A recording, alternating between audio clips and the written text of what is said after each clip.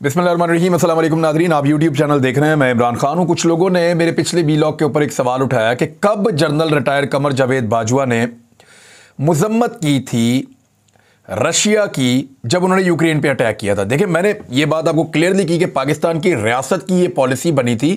वज़ीर आज़म, वज़ीर ख़ारजा, वज़ीर दाखिला, आर्मी चीफ, DGISI और बाकी सब लोग बैठे थे और सेक्रेटरी ख़ारजा भी थे, कुछ रिटायर अफसरान भी बुलाए गए थे और ये तय हुआ था कि पाकिस्तान रूस और यूक्रेन के मामले के अंदर न्यूट्रल रहेगा, इसके अंदर किसी की साइड नहीं लेगा, जैसे इंडिया कर रहा है, जैसे बाकी मुल्क कर रहे हैं। तो पाकिस्तान ने न्यूट्रलिटी का एक ऑप्शन अडॉप्ट किया था, लेकिन रियासत की एक पॉलिसी बनी, उसकी खिलाफवर्जी कर दी जनरल रिटायर कमर जावेद बाजवा ने। और वो जो उन्होंने खिलाफवर्जी की, अब उसके ऊपर उनके इदारे के अंदर इंक्वायरी उस वक्त होनी चाहिए थी, अब भी होनी चाहिए। और ये एक ऐसी चीज़ है जिसके ऊपर बाकायदा इसके ऊपर पूछताछ होनी चाहिए कि आर्मी चीफ कौन होता है कि वो जाए और जाकर रियासत जो बात करे वो उससे हट के कोई और बात कर दे। क्योंकि उस मीटिंग में आर्मी चीफ मौजूद थे और आर्मी चीफ ने उस मीटिंग में ये बात एडमिट की थी कि हमारा कंसेंसस हो गया है कि हम न्यूट्रल रहेंगे। लेकिन उसके बाद उनके ऊपर ऐसा क्या दबाव आया या उन्हें ऐसा क्या मसला था कि उन्होंने जाकर रियासत की पॉलिसी के खिलाफ अपनी जाती एक पॉलिसी स्टेटमेंट दे दी। वो आर्मी चीफ के मनसब के ऊपर थे। ये बात इतनी आराम से पीछे नहीं छूट जाएगी और ये एक्चुअली रजीम चेंज ऑपरेशन का हिस्सा आप इसको समझिए कि वहां भी ये तासुर आया कि इमरान खान की गवर्नमेंट अमेरिका के बारे में, यूक्रेन और रूस के बारे में एक अलग पॉलिसी रखती है जो अमेरिका को पसंद नहीं है। लेकिन इस मुल्क का आर्मी चीफ यूक्रेन और रूस के बारे में एक अलग पॉलिसी रखता है जो अमेरिका को पसंद है। हालांकि जो असल पॉलिसी थी वो सबने मिलकर बैठकर बनाई थी। सबूत के तौर पे मैं आपको वॉइस ऑफ अमेरिका का ये पेज दिखा रहा हूं, इसको आप देख लीजिए। वॉइस ऑफ अमेरिका का ये पेज है, इस पे लिखा है कि Pakistan army chief blasts Russia's aggression against Ukraine. ये हेडलाइन है, मजीद मुझे आपको बताने की जरूरत नहीं है। इसके अंदर उन्होंने कंडेम किया जो रशिया ने किया और रशिया की जो पॉलिसी थी यूक्रेन के ऊपर अटैक की, बाजवा साहब ने उसके खिलाफ स्टेटमेंट जारी किया जो पाकिस्तान की पॉलिसी के, रियासती पॉलिसी के खिलाफ था। अब इसके ऊपर जो है वो इमरान खान साहब को उस वक्त एक्शन लेना चाहिए था, उन्होंने नहीं लिया।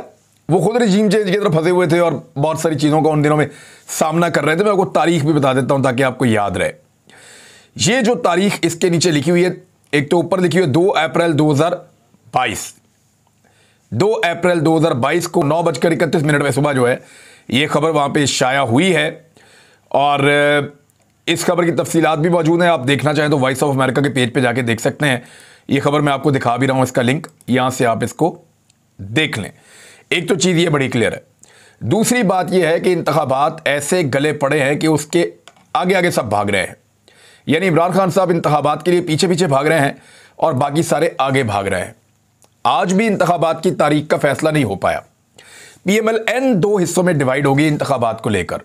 राना सनाउल्लाह, मरियम नवाज और नवाज शरीफ वाला जो एक पूरा ग्रुप है वो इलेक्शन में बिल्कुल नहीं जाना चाहता। वो पंजाब में और खैबर पख्तूनख्वा में इलेक्शन नहीं करवाना चाहते, जबकि शाहिद खाकान अब्बासी और उनकी तरह के कुछ पुराने रहनुमा जो हैं PMLN के, वो ये कहते हैं कि इलेक्शन में जाना चाहिए। जीत और हार जो है वो इलेक्शन का हिस्सा है। आप कभी जीतते हैं, कभी हारते हैं। आपने एस्टेब्लिशमेंट की गुलामी की, आपने बूट पॉलिश किए और आपने धोखे के साथ इक्तदार लिया। इसकी सज़ा आपको अगले इंतखाबात में मिलनी थी। अच्छी बात यह है कि पाकिस्तान की कौम मैच्योर हो गई है। अगर कल को कोई और पॉलिटिकल पार्टी एस्टेब्लिशमेंट के साथ मिलकर बंद कमरों के अंदर कोई 2 नंबरी करती है तो लोग उसके भी खिलाफ हो जाएंगे और उसको भी वोट नहीं डालेंगे और उसको अगले इंतखाबात के अंदर सज़ा भुगतनी पड़ेगी। अब जो भी पार्टी एस्टेब्लिशमेंट का पपेट बनेगी या कठपुतली बनेगी एस्टेब्लिशमेंट के लिए, उस पार्टी को अगले इंतखाबात में कम से कम एक आध दफ़ा तो सज़ा काटनी पड़ेगी। अब सज़ा काटने की बारी जो है वो PDM की जमातों की है। पाकिस्तान पीपल्स पार्टी अपने आप को इससे अलग और बाहर रखना चाहती है। PMLN के अंदर डिवाइड जो है वो बड़ी क्लियर होती चली जा रही है। लेकिन गवर्नर पंजाब पूरी तरह से जो मरियम नवाज पार्टी है उसके कंट्रोल में है, क्योंकि ये ओहदा नवाज शरीफ साहब के कहने के ऊपर दिया गया था। अब बलीगुर रहमान साहब ने सेक्रेटरी इलेक्शन कमीशन की सरबराही में जो वफद आया था उससे उन्होंने मुलाकात की है और एक इजलास हुआ। पंजाब इंतखाबात की तारीख के हवाले से होने वाले मुशावरती इजलास में सूबे में इलेक्शन की तारीख का तयन नहीं हो सका। अब उस पर गवर्नर ने दोबारा लाहौर हाई कोर्ट जाने का फैसला कर लिया है। लाहौर हाई कोर्ट के हुक्म पर पंजाब में इंतखाबात की तारीख के हवाले से इलेक्शन कमीशन वफद ने गवर्नर पंजाब बलीगुर रहमान से गवर्नर हाउस पंजाब में मुलाकात की। इस मौका पर चीफ सेक्रेटरी और आईजी पंजाब भी मौजूद थे, जिन्होंने सूबे में इंतजामी और अमनो अमान के हवाले से ब्रीफिंग दी। और ये लोग पहले ही अदालत में कह चुके हैं कि इंतखाबात हो सकते हैं, लेकिन पीएमएलएन भाग रही है। इजलास में फैसले की तशरीह और वजाहत के लिए लाहौर हाई कोर्ट से रुजू करने का फैसला किया गया कि दोबारा जाएंगे अदालत में। एक्चुअली दोबारा अदालत में क्यों जाने, जरा इसको आप समझें। ये अगर 50 मरतबा भी अदालत में जाएंगे ना, तो 50 मरतबा अदालत से जो फैसला आएगा वो आईन के मुताबिक आएगा। कुछ चीजें जब आईन में या कानून में लिख दी जाती हैं ना, तो अदालत चाहे भी तो उनसे बाहर नहीं जा सकती। आईन के अंदर लिखा हुआ है कि 90 दिन के अंदर इंतखाबात होंगे। अब जब तक सारे कंसेंसस नहीं कर लेते या पाकिस्तान में कोई इतना बड़ा खुदा न खास्ता वाकया नहीं हो जाता, तब तक अदालत जो है वो आईन को मुअत्तल तो नहीं कर सकती। तो वो जब भी आप उसके पास जाएंगे वो आईन के मुताबिक फैसला देगी। लेकिन अब क्योंकि अदालतों को बदनाम करने के लिए एक साजिश तैयार की गई है और मरियम नवाज साहिबा और उनका सोशल मीडिया का सेल कंटिन्यूसली अदालतों के ऊपर कीचड़ उछाल रहा है, जजेस के नाम लेकर, उनकी फैमिलीज के नाम लेकर उनको टारगेट कर रहा है मरियम नवाज का मीडिया सेल, तो ये जानबूझकर बार बार मामलात को अदालत के अंदर लेकर जाएंगे, जो मामलात इंतहाई कमजोर नौइयत के हैं पीएमएलएन के लिए। हमेशा वहां आईन के मुताबिक फैसला हो जाएगा।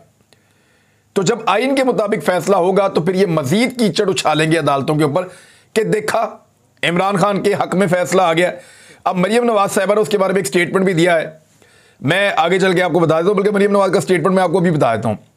मरियम नवाज साहिबा ने कहा है, और वो जो मैंने कहा था ना कि अमेरिका के बारे में मरियम नवाज साहिबा स्टेटमेंट देगी कि इमरान खान अमेरिका से माफ़ी मांग रहे हैं या अमेरिका से दोबारा इक़्तिदार में आने के लिए मिन्नतें कर रहे हैं, उससे मिलता जुलता उनका एक स्टेटमेंट आ गया है, लेकिन असल स्टेटमेंट अभी आना बाकी है। इमरान खान अदलिया के घोड़े पर वापस आने की कोशिश में हैं, ये मरियम नवाज कह रही हैं।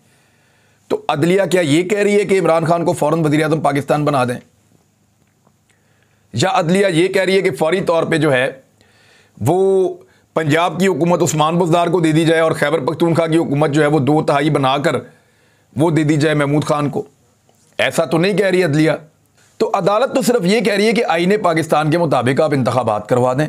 अब जब इंतखाबात होंगे तो फैसला तो पब्लिक अपने वोटों के साथ करेगी, और जब लोग अपने वोटों से फैसला करेंगे तो फिर बीच में अदलिया कहाँ से आई, एस्टेब्लिशमेंट कहाँ से आई, बाकी सारे लोग कहाँ से आए? आज पाकिस्तान का बच्चा बच्चा जानता है कि पाकिस्तान के अंदर एस्टेब्लिशमेंट, पॉलिटिकल पार्टीज, पाकिस्तान का मीडिया, बहुत सारे माफियाज, वो सारे नहीं चाहते कि इमरान खान को वापस पाकिस्तान में हुकूमत मिले। वो नहीं चाहते कि वज़ीर-ए-आज़म पाकिस्तान दोबारा बने, वो नहीं चाहते कि सूबों में भी इसकी हुकूमत आए।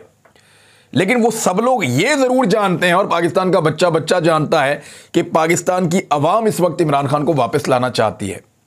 अभी जो शहबाज शरीफ साहब ने मुबैना तौर पर एक सर्वे करवाया है, उस सर्वे में शहबाज शरीफ साहब को ये इंफॉर्मेशन पहुंचाई गई है कि 76% पाकिस्तानी इमरान खान को वोट डालना चाहते हैं, शहबाज शरीफ को वोट नहीं डालना चाहते। बाकी जो 24% बचते हैं उनमें कुछ शहबाज शरीफ के हैं, यानी पीएमएलएन के हैं, कुछ पीपल्स पार्टी के हैं, कुछ फजलुर रहमान के हैं, कुछ तहरीक लब्बैक के हैं। तो इन सब के वोटर मिला के जो सर्वे शहबाज शरीफ साहब के पास आया वो 24% है, बाकी 76% सारे इमरान खान के साथ खड़े हैं। तो ऐसी सूरत हाल में इनके पास इलेक्शन से भागने के अलावा कोई और रास्ता नहीं है। इसहाक डार ने मुलाकात की है सदर पाकिस्तान आरिफ अलवी साहब से, क्योंकि कुछ टैक्सेस हैं जो ये लगा रहे हैं पाकिस्तानियों पे, और आईएमएफ से इन्होंने मुआहिदा उस बुनियाद पे करने का फैसला किया है, और आईएमएफ बहुत सख्त फैसले करवा रहा है पाकिस्तान की गवर्नमेंट से, और आईएमएफ की ये ख्वाहिश है कि ये मुस्तकिल टैक्सेस लगे। मैं आपको खबर दे रहा हूं कि आईएमएफ ने पाकिस्तान की गवर्नमेंट को यह कहा है कि जो टैक्सेस आप लगाने जा रहे हैं, हम नहीं चाहते कि वो चंद महीनों के लिए या एक महदूद अरसे के लिए लगें। हम ये चाहते हैं कि वो टैक्सेस हमेशा लगे रहें। इसका मतलब यह है कि अगली हुकूमतों से भी आप गारंटीज लें, या पाकिस्तान के इदारे ये गारंटी दें कि ये टैक्सेस अब लगे रहेंगे। तो लोगों को महंगाई के बोझ के अंदर दबना पड़ेगा। जीएसटी के अंदर 1% मजीद इजाफा कर रहे हैं। इस 1% का मतलब क्या है, शायद अभी आपको मेरे बोलने से समझ नहीं आएगी, लेकिन जब ये महंगाई का बोझ आप लोगों पे आएगा तब आपको आइडिया हो जाएगा कि इस 1% का मतलब क्या है। गैस की कीमतें बढ़ाने की मंजूरी दे दी गई है और अब जब आपको गैस के बिल आएंगे तो बढ़ी हुई कीमतों के साथ आएंगे। बिजली की जो सब्सिडीज हैं वो ख़त्म की जा रही हैं और मरहलावार 3 मरतबा इस साल के नवंबर तक बिजली की कीमतें लगातार बढ़ाई जाएंगी। 3 मरतबा बढ़ेंगी, मरहलावार बढ़ेंगी और जो टोटल कीमत बढ़ेगी वो कोई 8 से 10 रुपए के दरमियान कीमत बढ़ेगी। और ना सिर्फ ये कीमत बढ़ेगी बल्कि इससे पहले जो छोटे सार्फिन को सब्सिडी मिलती थी वो सब्सिडी भी ख़त्म हो जाएगी। तो ऐसी सूरत हाल में आम सारिफ के ऊपर बोझ पहले से बहुत ज़्यादा बढ़ जाएगा। यानी हुकूमत की जानिब से गैस की कीमतों में 6.16% से 124% तक इजाफा किया गया है। और जो बहुत थोड़ी सी गैस इस्तेमाल करने वाले लोग हैं ना, यानी जो चाय शाय पकाते हैं, सिर्फ कोई ज़्यादा खाना पकाना उनका नहीं होता, तो उन लोगों के लिए छोटा मोटा इस्तिस्ना है। बाकी तमाम लोगों को बहुत हैवी किस्म के बिल अब पे करने पड़ेंगे। दूसरा, जो ओवरसीज पाकिस्तानी बाहर से पैसा भेजते हैं पाकिस्तान में, देखें हमने IMF के लिए 1 अरब 1.1 या 1.2 अरब डॉलर्स के लिए बहुत थोड़ी सी अमाउंट है। इस अमाउंट के लिए हमने IMF की तमाम शराइत मानी है और वो ओवरसीज पाकिस्तानी जिनको हम वोट का हक नहीं देते, वो ओवरसीज पाकिस्तानी जिनको हम उनका कोई हक देने को तैयार नहीं है, वो 30 अरब डॉलर से ज़्यादा पाकिस्तान हर साल भेजते हैं, लेकिन उनका पैसा भेजना भी कम हो गया है। बड़े लंबे अरसे के बाद जो ओवरसीज पाकिस्तानी हैं उन्होंने इस मरतबा जो पैसा बाहर से पाकिस्तान भेजा है वो 2 अरब डॉलर महाना से कम हो गया है। यानी इस मरतबा बैरून मुल्क जो पाकिस्तानी हैं उन्होंने ये जो 31 महीने का रिकॉर्ड उनका टूट गया है। 31 महीने से जो पैसा भेज रहे थे वो 2 अरब डॉलर से ज़्यादा भेज रहे थे। लगभग 30-31 अरब डॉलर सालाना वो पाकिस्तान को बाहर से भेजते हैं। लेकिन ये एक ऐसा महीना शुरू हुआ है पिछला जनवरी का जिसमें 2 अरब डॉलर से भी कम, यानी 1 अरब 90 करोड़ डॉलर से कुछ ज़ायद की तरसीलाते ज़र या बाहर से जो फॉरेन रेमिटेंसेस हैं वो आई हैं। तो ये पाकिस्तानी जो है जितना पैसा IMF से बेचारे कमा रहे हैं, पाकिस्तान की गवर्नमेंट मिन्नतें तरले करके, उससे ज़्यादा नुकसान जो है वो दूसरी जगह पे ओवरसीज़ पाकिस्तानियों को नाराज़ करके ये उठा रहे हैं। कोई पॉलिसी सीधी नहीं है। बहुत सारी कंपनियां पाकिस्तान से भाग रही हैं। जो बड़ी गाड़ियां बनाने वाली कंपनीज हैं उनके स्पेयर पार्ट्स नहीं आ पा रहे, उसकी वजह से वो गाड़ियां नहीं बना पा रहे और उसकी वजह से उनकी जो प्रोडक्शन है वो इतनी कम हो गई है कि सेल 50% तक गिर गई है। यानी आधी सेल गिर गई है गुज़िश्ता साल की निस्बत। गुज़िश्ता साल इमरान खान साहब की हुकूमत थी, डबल गाड़ियां बिक रही थी, अभी आधी गाड़ियां बिक रही हैं। वजह यह है कि बाहर से स्पेयर पार्ट्स नहीं आ रहे और कुव्वत ख़रीद भी लोगों की बहुत मुतासिर हुई है। दूसरी जानिब बरतानवी एयरलाइन है, ये वर्जन अटलांटिक, और ये बड़ी मकबूल एयरलाइन है दुनिया में। इन्होंने अपने नए ऑपरेशंस का ऐलान किया है, लेकिन साथ ही साथ इन्होंने कहा कुछ तब्दीलियां हम कर रहे हैं और पाकिस्तान के लिए इन्होंने अपनी परवाज़ें मुअत्तल कर दी हैं। अब ये भी गवर्नमेंट ऑफ पाकिस्तान की एक नाकामी है और इस तरह की चीज़ें होती रहती हैं। देखिए, जब मईशत के अंदर कॉन्फिडेंस आएगा, जब पाकिस्तानी ज़्यादा पैसा बनाएंगे, जब पाकिस्तान के अंदर डॉलर के मुकाबले में रुपए की कदर मुस्तहकम होगी, जब थोड़ा सा पाकिस्तान के माशी अदादो शुमार पॉजिटिव आएंगे, आलमी रेटिंग एजेंसीज ये कहेंगी कि पाकिस्तान अब बेहतर परफॉर्म कर रहा है, तो उस वक्त ये सारी कंपनीज पाकिस्तान में वापस आ जाएंगी। ये ऑब्वियस है। जब हालात ख़राब हो जाएं, किसी मुल्क के अंदर सियासी अदम इस्तेहकाम पैदा हो जाए, उसकी वजह से लोगों का कॉन्फिडेंस इकॉनमी में से चला जाए, तो ये सारी चीज़ें उसके साथ लिंक होती हैं और लगातार ये होती चली जा रही हैं। सदर पाकिस्तान से जो मुलाकात की है इसहाक डार साहब ने, क्योंकि अब ये करना चाहते हैं कि एक ऑर्डिनेंस के ज़रिए से, सदारती ऑर्डिनेंस के ज़रिए से एक मिनी बजट जो है वो लॉन्च किया जाए। अब IMF की शराइत है और हुकूमत पाकिस्तान को ये पूरी करनी है, उसके लिए वो एक मिनी बजट लेकर आ रहे हैं और उस बजट को वो सदर पाकिस्तान के पास लेकर जाएंगे। तो सदर पाकिस्तान अब इसके अंदर डिस्कशन कर रहे हैं, मे बी इमरान खान साहब को भी वो इन्वॉल्व करेंगे, क्योंकि देखिए अब बगैर पूछे बाकी स्टेक होल्डर से बगैर बात किए आप कोई भी माशी पॉलिसी नहीं ला पाएंगे, क्योंकि IMF भी नहीं मान रहा। वो मुस्तकिल माशी पॉलिसी की बात कर रहे हैं। कुछ खबरों के मुताबिक डार साहब ने कोई मिसाक मईशत की बात की है कि जी को मईशत के ऊपर मेन फैसले हम कर लेते हैं। कल अगर आपकी हुकूमत आती है या हमारी हुकूमत आती है या कोई भी हुकूमत आती है तो मईशत को कैसे चलाना है, लेकिन इसको कोई मईशत दान इस पर बात कर सकता है। मिफ्ता इस्माइल खुद इसहाक डार को मईशत दान मानने को तैयार नहीं है, पीपल्स पार्टी के लोग भी नहीं मानते। पाकिस्तान के अंदर जितने लोग मईशत को जानते हैं वो ये कहते हैं कि इसहाक डार अकाउंट्स के आदमी हैं, वो मईशतदान नहीं है, वो मईशत को नहीं जानते। वो आदादो शुमार का गोरखधंधा कर सकते हैं, डिजिट्स को इधर उधर कर सकते हैं, लेकिन वो मईशत को नहीं चला सकते।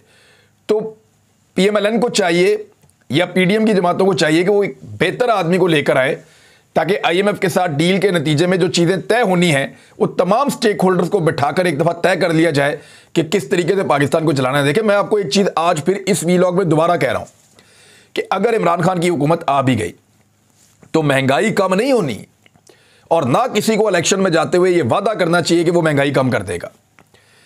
अब जो पाकिस्तान के साथ हो गया, ये महंगाई अब चलेगी और ये कम से कम आपको चंद साल बर्दाश्त करनी पड़ेगी।